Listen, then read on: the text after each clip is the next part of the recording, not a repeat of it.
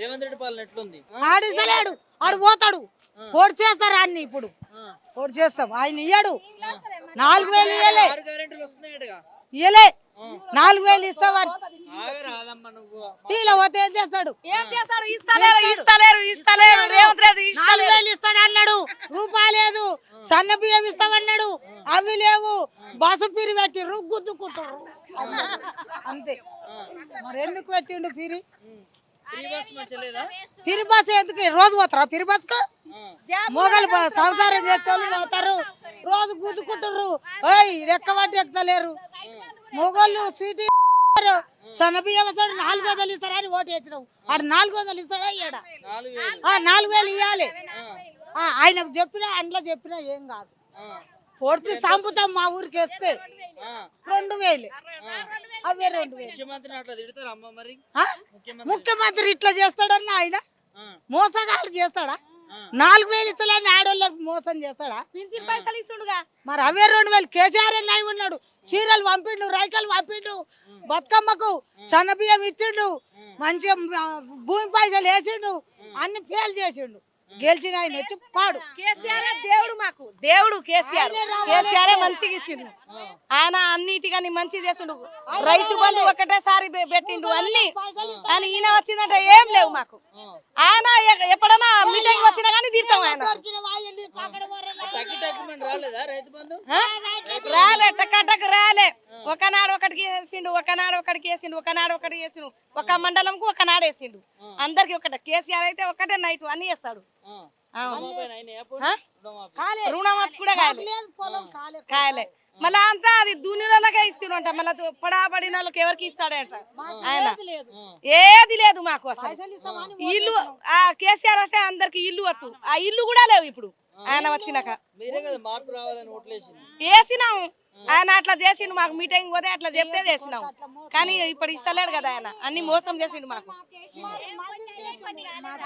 అందరి గురించి చేసిండు. ఏమో సార్, మాకైతే ఏం లేదు సార్. ఇల్లు లేదు, శెల్క లేదు, ఏం లేదు. మాకేం మాపి కాలేదు. మాకు మాపి కాలేదు. ఇంకా బస్సులు అంటే మేము ఎప్పుడు వెళ్ళిపోము, ఎప్పుడో ఒకసారి పోతాము. ఆ పోయినప్పుడు ఏమన్నా ఆపాలన్నా ఆపరు, సరిగా ఎక్కాలన్నా ఎక్కనిక రాదు. అంతే. ఇక మాకు కరెంట్ ఉంది, ఇక కరెంటు కూడా మాపి లేదు. ఇంకా అయ్యేటోళ్ళకి అయినాయి, అన్ని అయినాయి. ఏం రాలేదు. అవి రాలేదు. సిలిండర్ పైసలు కూడా పడతలేవు. 500 అని చెప్పిర్రు.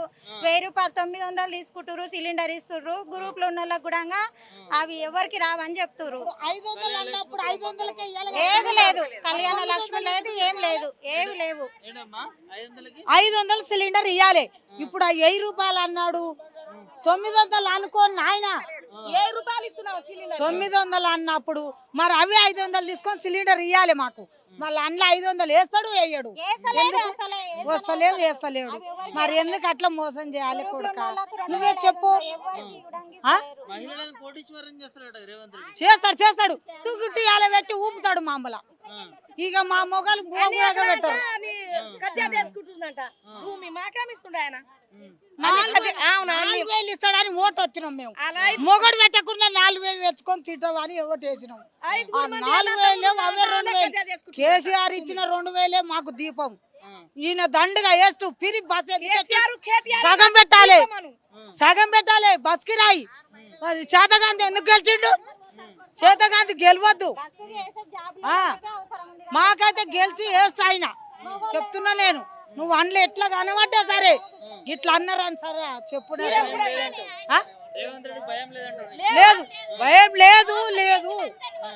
మంది మోసం చేసి గెలిచిండు.